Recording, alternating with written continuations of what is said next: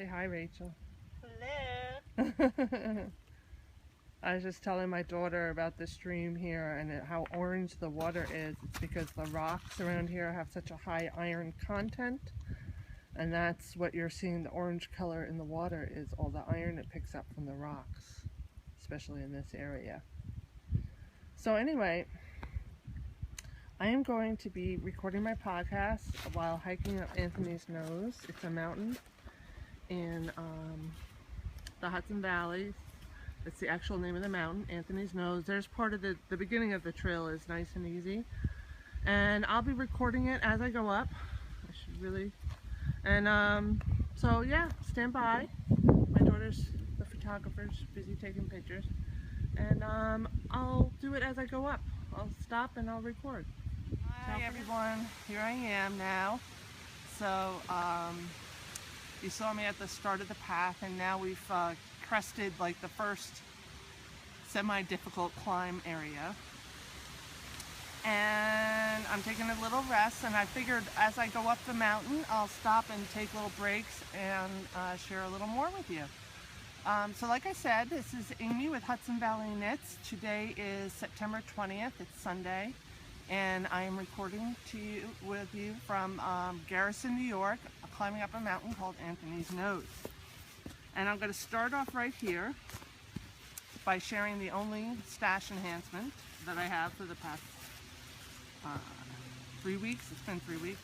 I got my Knit Circus yarn fall Four Seasons Yarn Club shipment for fall. Look at this. Can you see it, Ray? Beautifully. Here, I'll even bring it up closer. Okay, thank you. My daughter's here with me. Yeah, I just made a guest appearance. So you can see the beautiful colors. I am going to use this for a Laura Nelkin mystery knit along. I think it's called the Curio Cow. I don't have beads picked out yet, and I haven't even started, even though she gave the first clue, because to be honest with you, I haven't been spending much time knitting. So this also came, I think it's adorable. This came with the club shipment, and it's a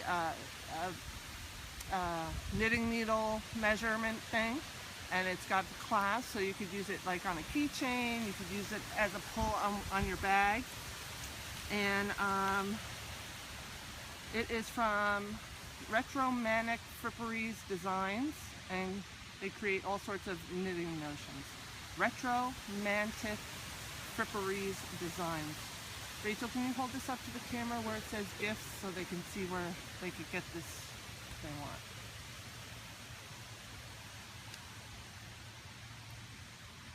want? Okay, so that's all I have for stash. Rachel and I are going to get going, and I will report back in after we've got further up the mountain.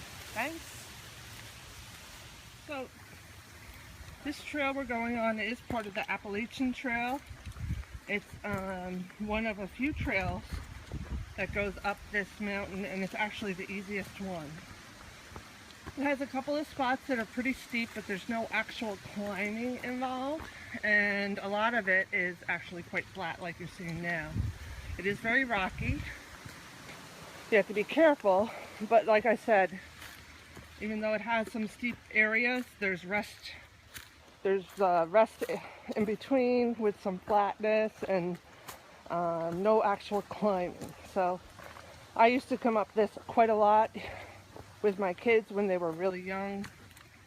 I would say even a 7 or 8 year old could do this trail with minimal piggyback begging. So if you are up in the Hudson Valley area, I recommend a book called Walking Westchester. It has information about all the trails in Westchester County, including this one. All right, that's it. One thing worth noting about this area, the Hudson Valley, is there's a lot of quartz. And you can see here, oh, stay there, Rachel. Just put your shadow there. You can see here, there's a lot of quartz in the mountains. It's actually a significant amount in the whole Hudson Valley. And if you're like a crystal freak like I am, you'll say that's why it's so damn peaceful around here. But if anything, it's quite beautiful. So I thought I'd talk about a little bit about hiking in general, especially on the Appalachian Trail. trail, you'll have trail markers, so you don't have to really worry about getting lost here. So if you look, white means easy, and if you come to a white on a tree, you face the white spot, go to the side, look straight ahead, and you should see the next mark on a tree. And sure enough, on that tree down there, there's another white marker. And this is what will keep you going in the right direction. Also notice, all you dyers, all the witching here for natural dyeing. I don't dye, but there's tons of this stuff here. Just saying, hour south of Rhinebeck. You know what I mean. Alright, so stopping here, I'm going to share with you one of my whips. This is the tribute baby sweater that I was working on. I didn't show it last week because I hadn't worked on it. But I did start the last sleeve, the second sleeve here.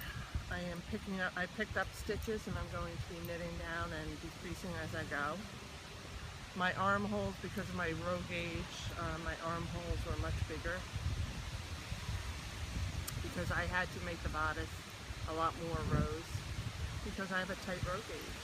But here is the tribute sweater. It's by Heatherly or Yarn Yenta, and it's a beautiful pattern, beautiful baby sweater. And right now I'm just relaxing before we go up another steep hike, and I will see you most likely when I get to the top.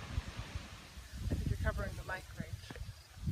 Alright, so we're almost to the top, and I just want you guys to follow me because it's gonna take your breath away. So come on.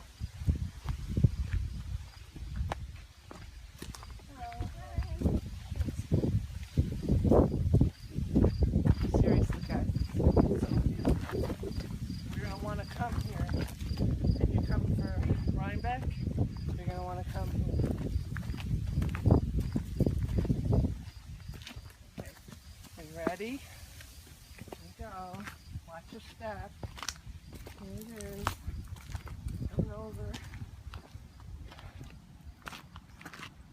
Look at how beautiful. The beautiful Hudson Valley.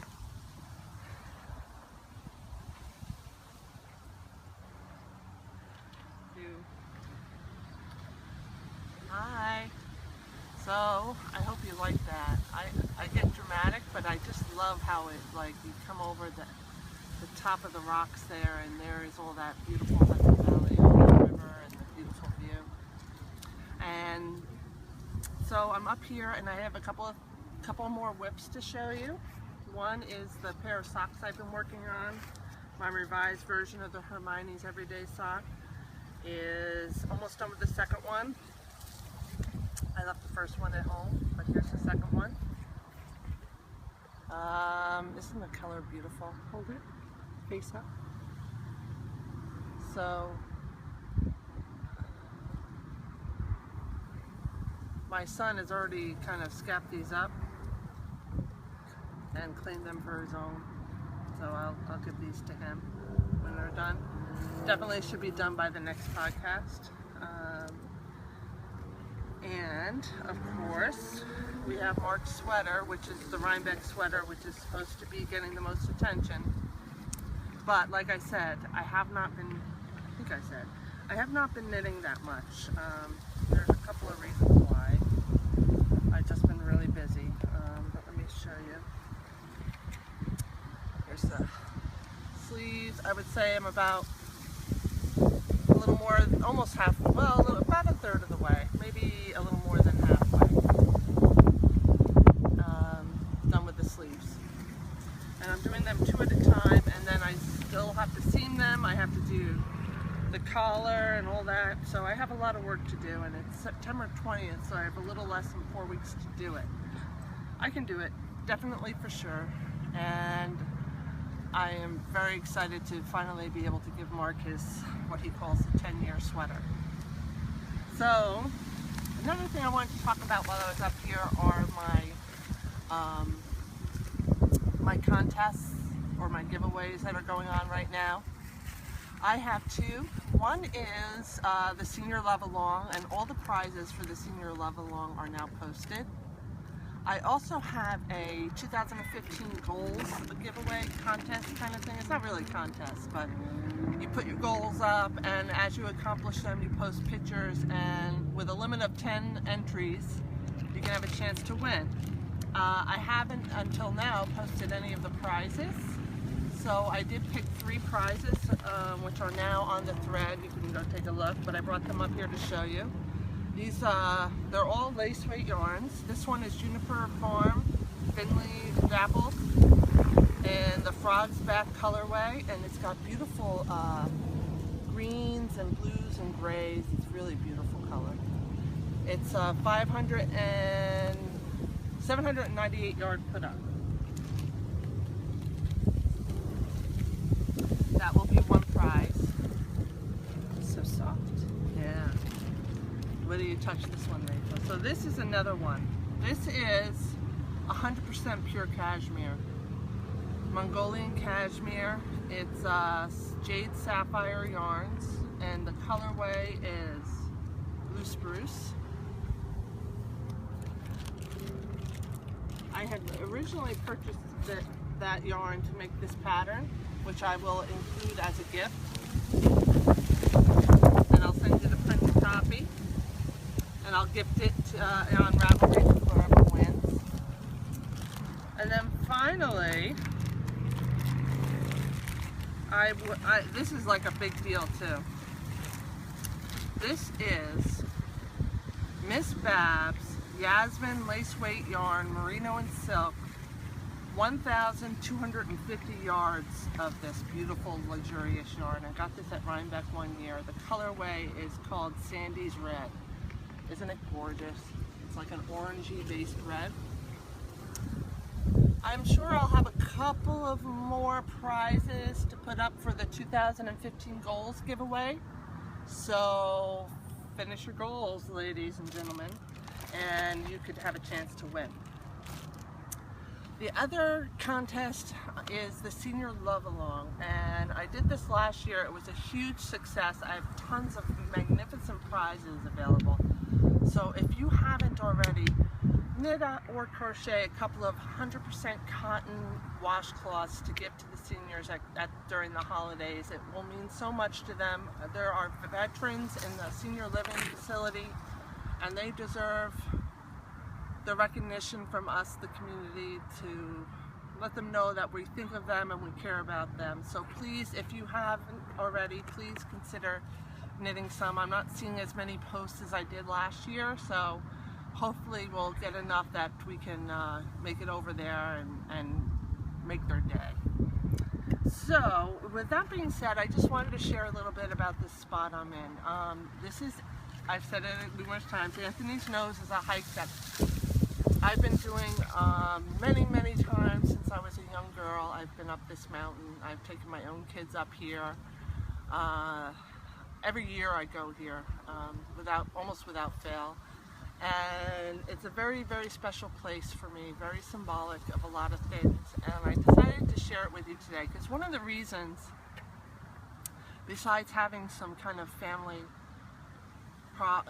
crises going on the past few weeks that have taken up a lot of my time, I have been I've been without fail exercising. For the past 3 weeks, I've exercised at least 5, sometimes 6 days a week. And there is a reason why, and I'm going to share that with you. I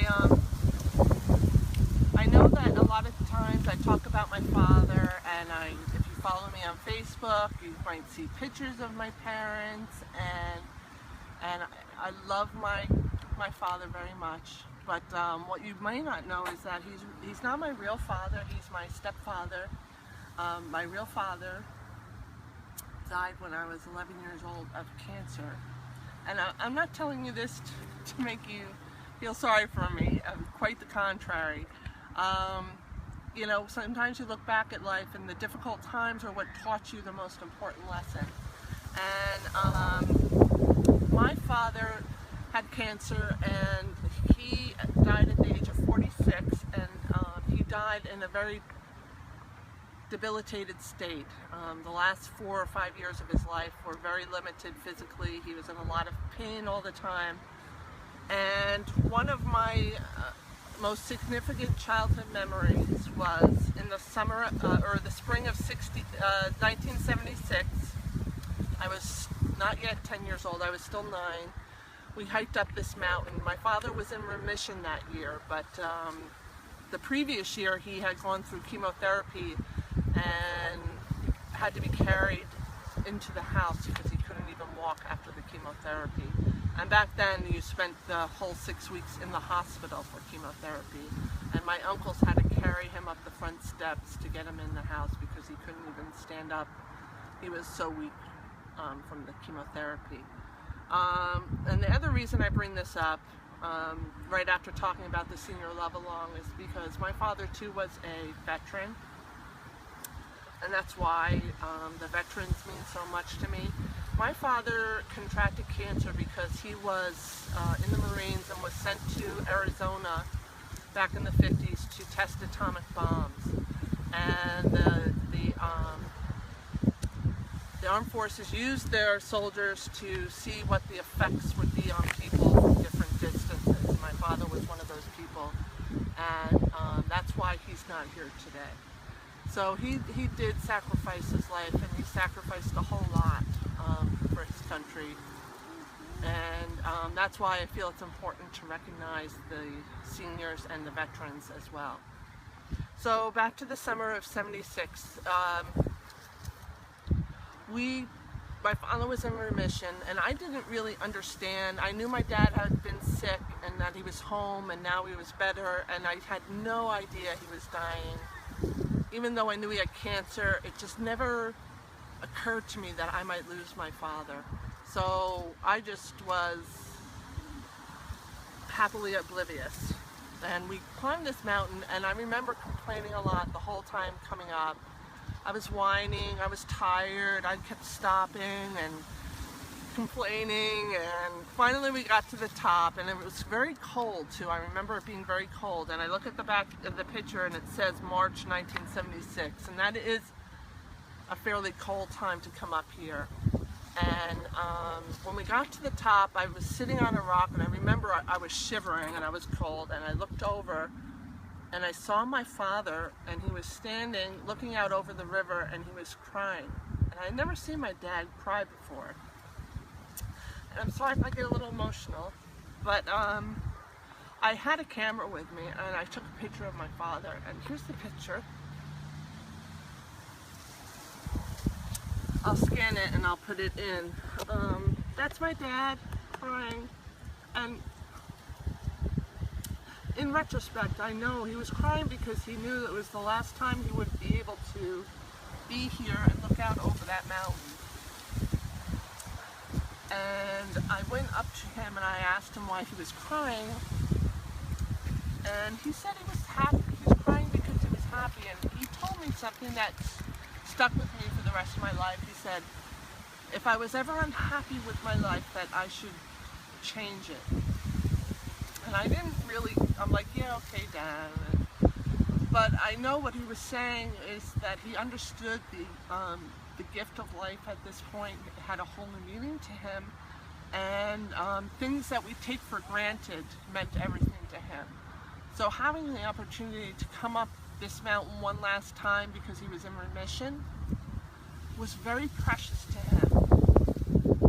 And so one of the things I've always vowed is that I would live my life to the fullest in honor of my father. And lately I have. I used to be very athletic and in excellent tip-top shape, and over the past, I'd say 10 years or so, I've really gotten extremely out of shape and much heavier than I think I'm about 70 pounds heavier than I was 10 years ago. And it's really no excuse, and I decided that I'll be damned if I have to say the reason I can't climb up this mountain is because I'm out of shape, because that is not an excuse. Because my father lost his life when he was 46,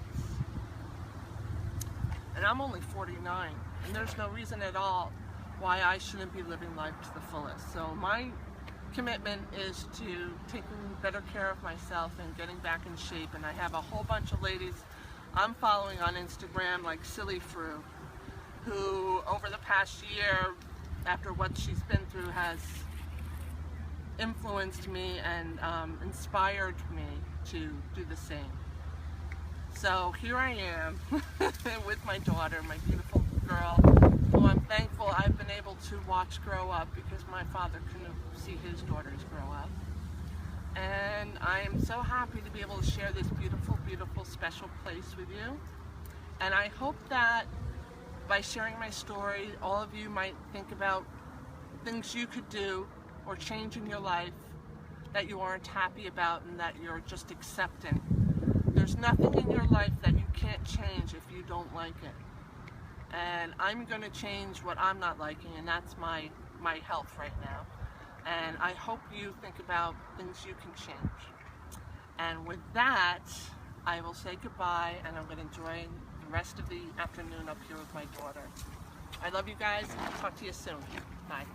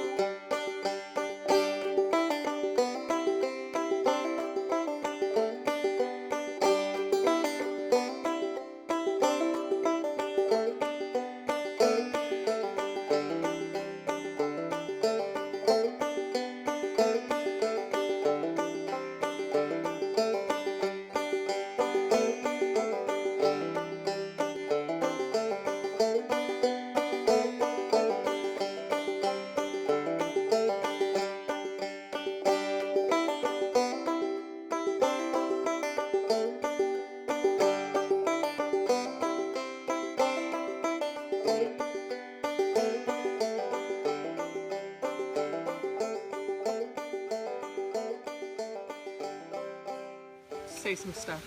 Huh? Just start talking. Hi, this is Amy with Hudson Valley Knits. Welcome.